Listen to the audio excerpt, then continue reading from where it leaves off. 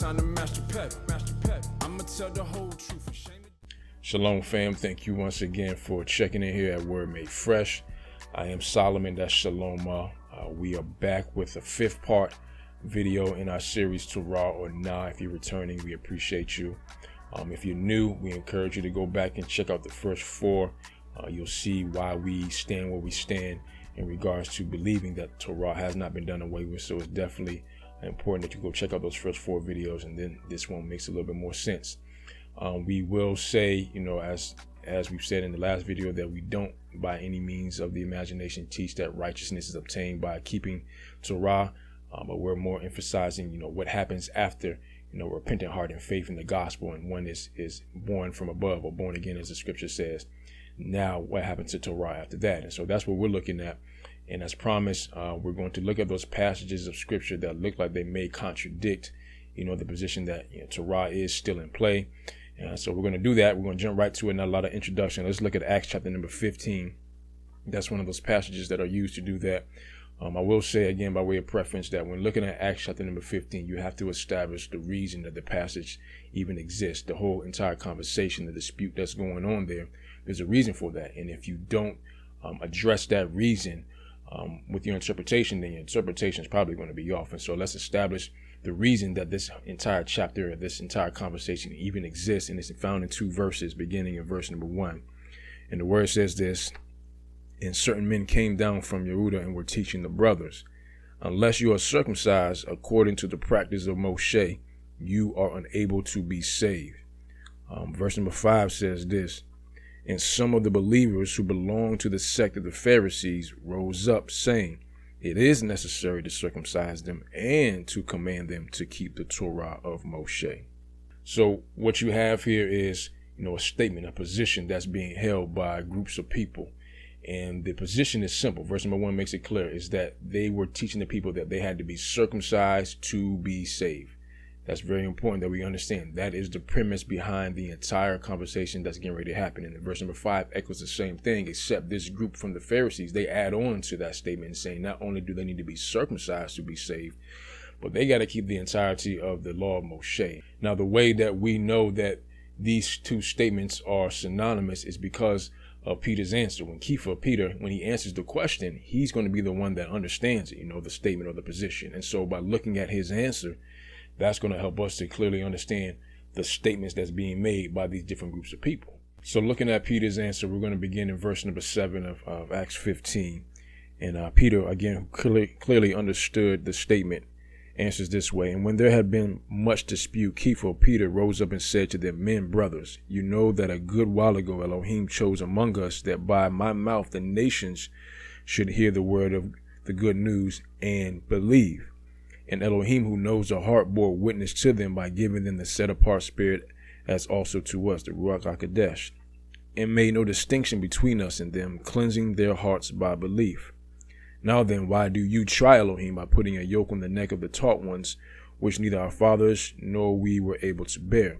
But through the favor of the Master Yeshua Messiah, we trust to be saved in the same way as they."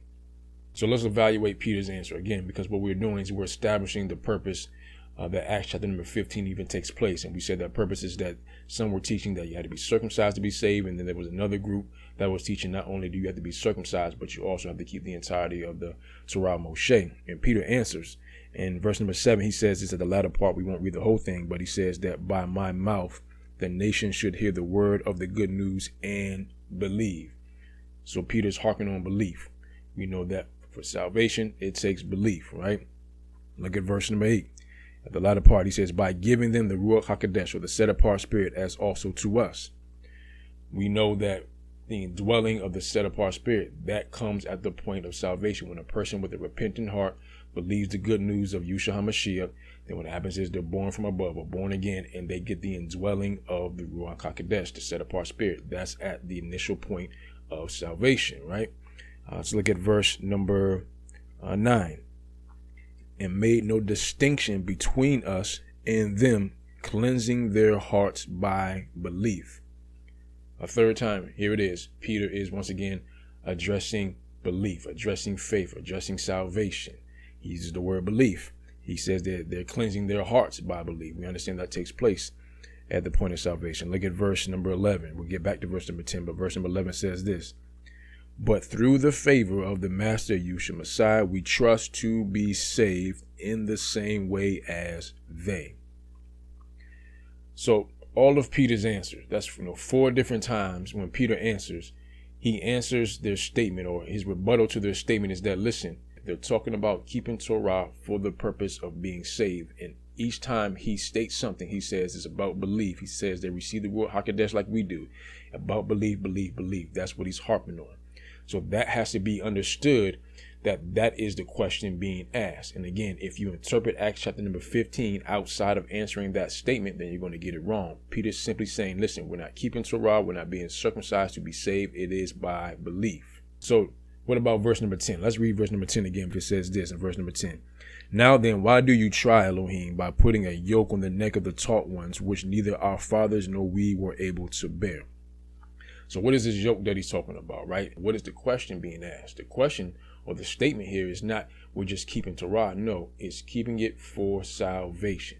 So the yoke that Peter is addressing here is not just keeping Torah. He's talking about keeping Torah for righteousness, keeping Torah for salvation. That's the yoke that he, nor his forefathers, nor his brethren could bear. Nobody in the universe could bear that yoke of trying to keep Torah to obtain righteousness, because we know that righteousness does not come by keeping Torah. That's the yoke that Peter is talking about. Let me just throw this in here too. The way that we know that the keeping of Torah was not the yoke that Peter was talking about is, for example, in Philippians chapter 3, verse 6. Look what the word says. He's talking about Shaul or Paul.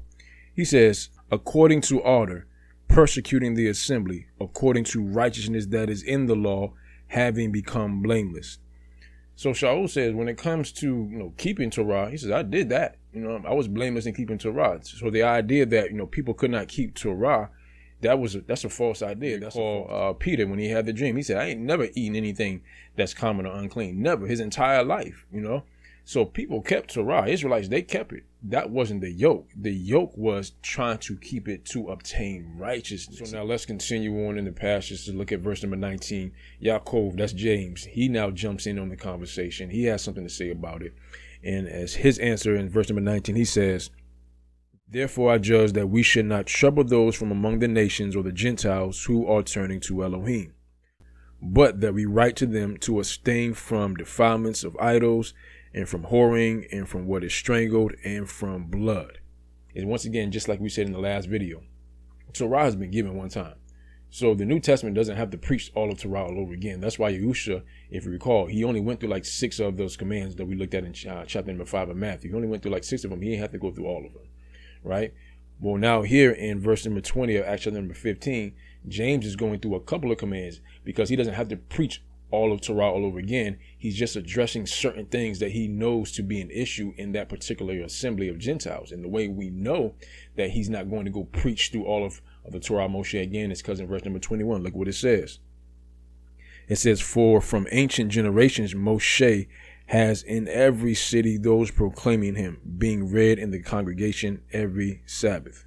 So he's saying, listen, I'm not going to go through and preach all of Torah all over again. It's already being preached in every single city. I don't need to do that.